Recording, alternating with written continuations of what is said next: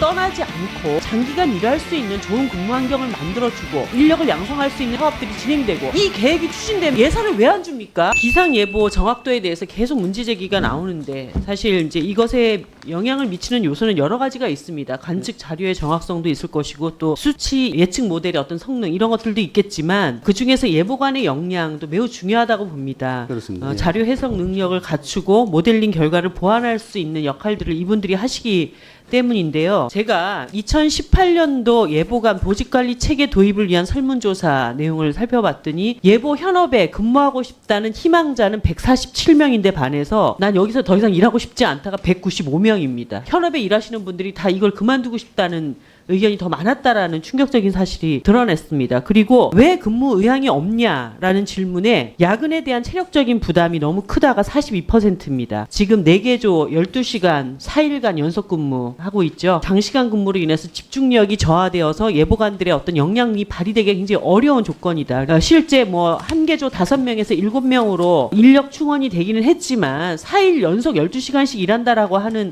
이런 환경에서 예보관들이 자기 역할을 제대로 할 수 있겠는가? 인력 확충에 대한 대책이 나와야 된다고 생각을 합니다. 그리고 2018년도 예보관 보직관리 체계 도입을 위한 설문조사 두 번째, 인력 유입을 독려하기 위해서 가장 필요한 게 무엇입니까? 그랬더니 동기부여 요인이 필요하다. 단순히 예산 확보나 계획만으로는 안 된다. 보니까 예보 업무를 중시하는 조직 문화, 이것이 굉장히 중요하다라는 답변이 가장 많이 있었습니다. 그리고 예보관의 조직 관리 체계가 필요하다. 85%가 이것을 답했습니다. 이건 뭐냐면 예보관들에 대한 조직 관리가 거의 안 되고 있다라는 얘기를 하고 있습니다.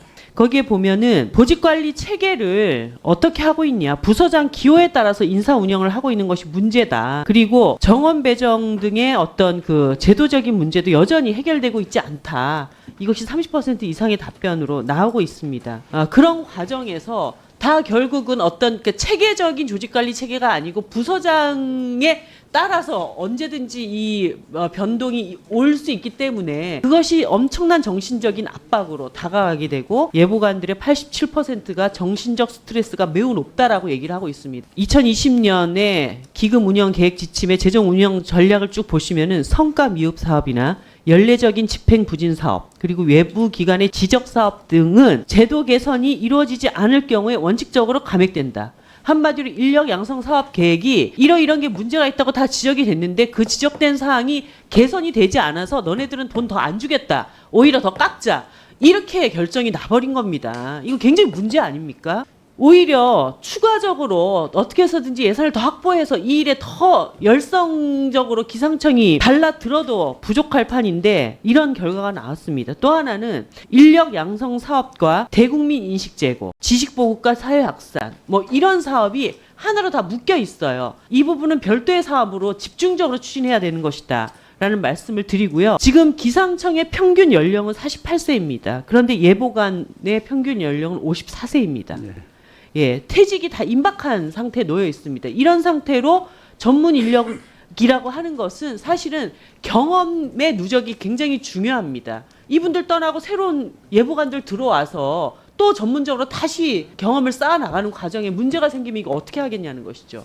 이런 부분들에 대한 대책도 마련이 돼야 된다. 그래서 이분들이 여기를 떠나지 않고 장기간 일할 수 있는 좋은 근무 환경을 만들어주고 이들의 인력을 양성할 수 있는 체계적인 사업들이 진행되고 이 계획이 추진되면 예산을 왜 안 줍니까? 더 늘리자라고 해야 되죠.